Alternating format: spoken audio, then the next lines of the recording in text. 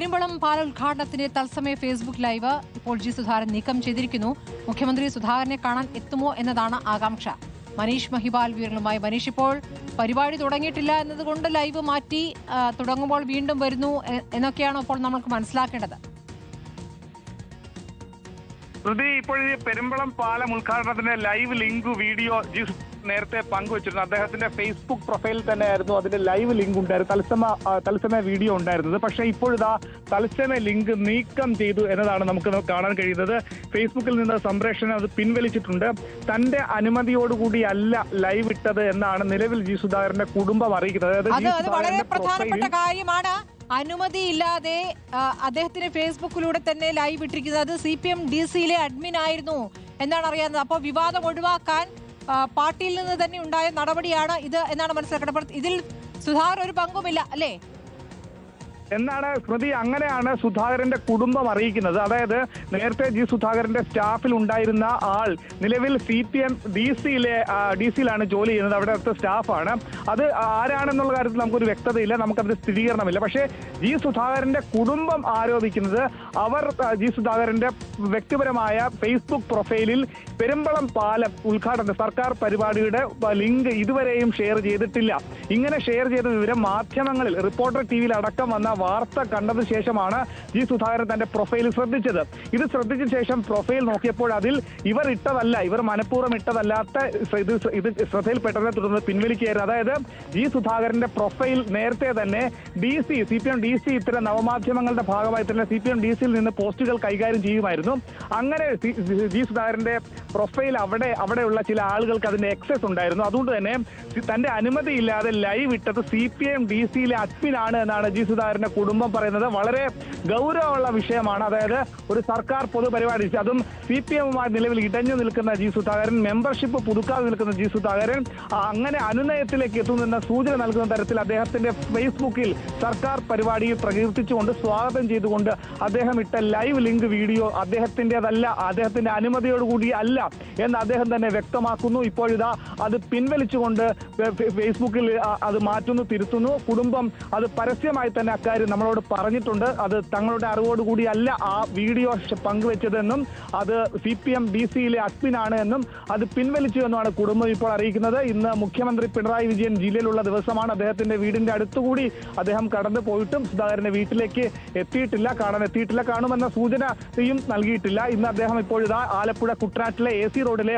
ഉദ്ഘാടന പരിപാടി കഴിഞ്ഞ് മുഖ്യമന്ത്രി ഇപ്പോഴിതാ പെരുമ്പളം പാലം ഉദ്ഘാടന വേദിയിലേക്ക് ഒരു 10-20 മിനിറ്റിനുള്ളിൽ തന്നെ എത്തിച്ചേരും. ആ വേദിയിൽ മുൻ സീറ്റിലായിരുന്നു ജി സുധാകരന് അവിടെ സീറ്റ് ഉണ്ടായിരുന്നത്. പക്ഷെ അദ്ദേഹത്തിന് ആരോഗ്യ പ്രശ്നം മൂലം വരുത്തില്ല എന്നുള്ള കാര്യം നേരത്തെ തന്നെ പൊതുമരാമത്ത് വകുപ്പ് മന്ത്രി മുഹമ്മദ് റിയാസിനെ അദ്ദേഹം അറിയിച്ചിട്ടുണ്ട്.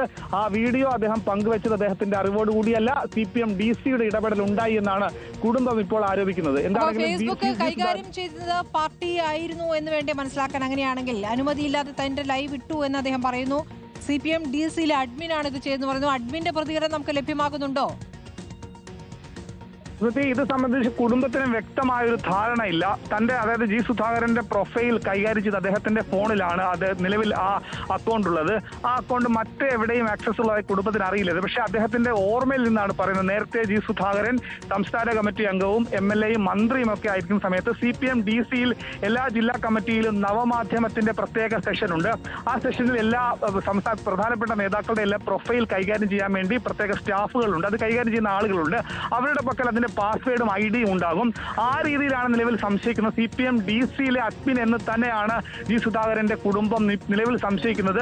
അത് സംബന്ധിച്ച് എന്തെങ്കിലും അന്വേഷണം വേണോ? അതായത് നിലവിൽ അത് ഒരാളുടെ അനുമതിയോടുകൂടി അല്ലാതെ അയാളുടെ ഫേസ്ബുക്കിൽ മറ്റൊരു കാര്യം പങ്കുവെക്കുന്നത് കുറ്റകരമാണ്. ഇത് സംബന്ധിച്ച് നിയമ നടപടിയിലേക്ക് കൂടി ജി സുധാകരന്റെ കുടുംബം നീങ്ങുമോ എന്നത് ശ്രദ്ധേയമാണ്. ഗൗരവത്തിലുള്ള കാര്യം തന്നെയാണ് അത്.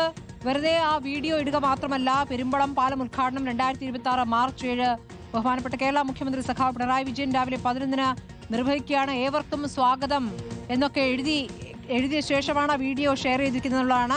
അത് താനല്ല എന്ന് ജി സുധാകരൻ പറയുമ്പോൾ അത് വളരെ ഗൗരവത്തിലുള്ള വിഷയമാണ്. അപ്പോൾ ജി സുധാകരന്റെ ഫേസ്ബുക്കിൽ കയറി ആ കാര്യം പാർട്ടി DC-യിലെ അഡ്മിൻ ചെയ്തിരിക്കുന്നു എന്ന് തന്നെയല്ലേ മനസ്സിലാക്കേണ്ടത്? പാർട്ടിയുടെ പ്രതികരണം ഈ ഘട്ടത്തിൽ ആവശ്യമാണ്.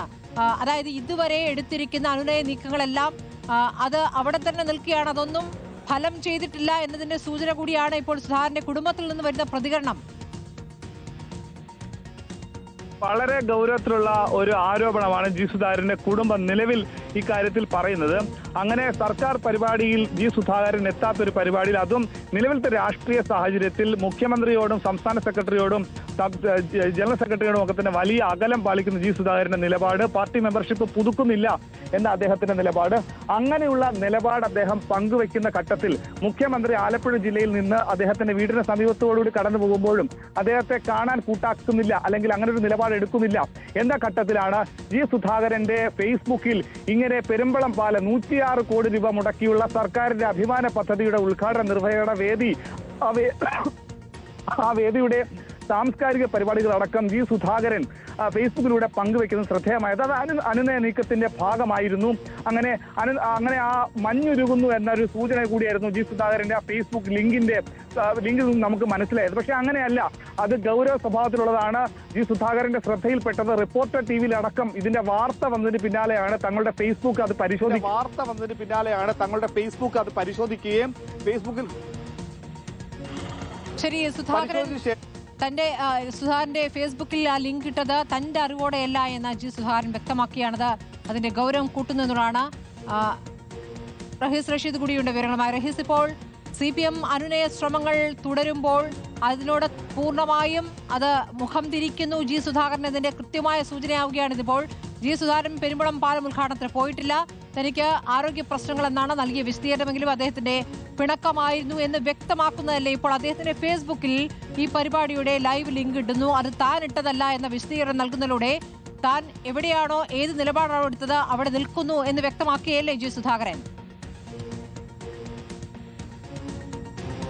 സ്മൃതി, CPIM നടത്തുന്ന അനുനയത്തോട് ജി സുധാകരൻ അടുക്കുന്നില്ല എന്ന് മാത്രമല്ല, അദ്ദേഹത്തെ കൂടുതൽ പ്രകോപിപ്പിക്കുന്ന ഒരു നടപടിയായി കൂടി ഇതിനെ കാണേണ്ടി വരും. സാധാരണഗതിയിൽ CPM അടക്കമുള്ള പ്രധാനപ്പെട്ട പാർട്ടികളുടെ ഫേസ്ബുക്ക് പേജുകൾ, പ്രധാനപ്പെട്ട പാർട്ടി നേതാക്കളുടെ ഫേസ്ബുക്ക് പേജുകൾ അഡ്മിന്മാരായിരിക്കും കൈകാര്യം ചെയ്യുക.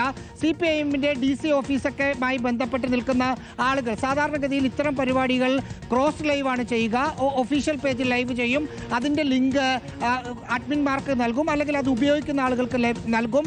അത് ക്രോസ് ലൈവ് ചെയ്ത് ഒഫീഷ്യൽ പേജിൽ എന്താണോ ലിങ്ക് പോകുന്നത് അത് അതേപടി പോകുന്ന രീതിയിലുള്ള ക്രോസ് ലൈവാണ് സാധാരണഗതിയിൽ ചെയ്യുക. CPIMന്റെ നേതാവെന്ന നിലയിൽ സ്വാഭാവികമായും, അല്ലെങ്കിൽ മുൻപ് ഏതെങ്കിലും കാലത്ത് ജി സുധാകരന്റെ പേജ് നോക്കിയിരുന്ന ആൾ ഇപ്പോൾ CPIMന്റെ ആലപ്പുഴ ജില്ലാ കമ്മിറ്റി ഓഫീസിൽ പാർട്ടിപരമായ എന്തെങ്കിലും ചുമതലകൾ സാമൂഹ്യ മാധ്യമത്തിൽ മറ്റും വഹിക്കുന്നുണ്ടാകാം.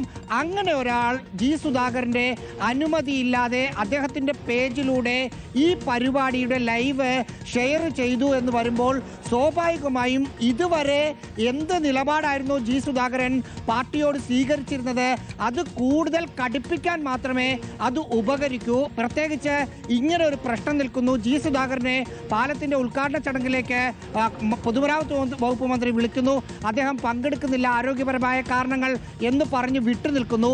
ആ സമയത്ത് മഞ്ഞുരുകി എന്ന തോന്നൽ കൂടി പുറത്തേക്ക് കൊടുക്കാൻ അദ്ദേഹം അറിയാതെ ഇത് ലൈവ് ചെയ്തത് കൂടുതൽ പ്രകോപിപ്പിക്കാനായിരിക്കും, സുധാകരനെ പ്രകോപിപ്പിക്കുമെന്ന കാര്യം ഉറപ്പാണ്. എന്തായാലും സുധാകരന്റെ കാര്യത്തിൽ മുഖ്യമന്ത്രിയുടെ ഭാഗത്ത് നിന്ന് ഇന്നൊരു ഇടപെടൽ ഉണ്ടായില്ലെങ്കിൽ സുധാകരൻ പാർട്ടിക്ക് വിമതനായി പുറത്തേക്കോ അല്ലെങ്കിൽ അമ്പലപ്പുഴയിൽ സ്വതന്ത്ര സ്ഥാനാർത്ഥിയായോ വരും എന്ന് തന്നെയാണ് കരുതേണ്ടത്.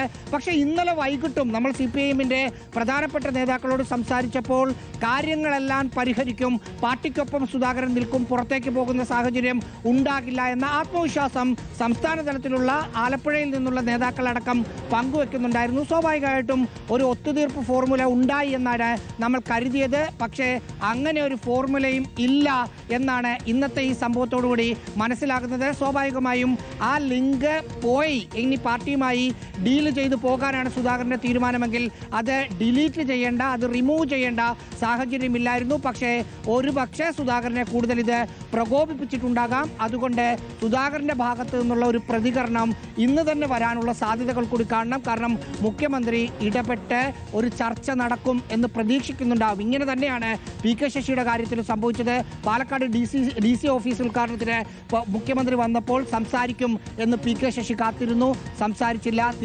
തിരിച്ചു മുഖ്യമന്ത്രി പോയി. പിറ്റേ ദിവസം പാർട്ടിക്ക് പുറത്തേക്ക് പി കെ ശശി പോകുന്ന കാഴ്ച കണ്ടു. അതിന് സമാനമായ ഒരു സാഹചര്യം ആലപ്പുഴയിൽ നിന്നും ഉണ്ടാകാനുള്ള സാധ്യതകളാണ് കാണുന്നത്. ചർച്ചകളൊന്നും ഒരിടത്തും എത്തിയിട്ടില്ല എന്ന് വേണം വിലയിരുത്താൻ. സ്മൃതി. ശരി, റഹീസ് റഷീദും ഒപ്പം തന്നെ മനീഷ് മഹിബാലുമാണ് വിവരങ്ങൾ നൽകിക്കൊണ്ടിരിക്കുന്നത്.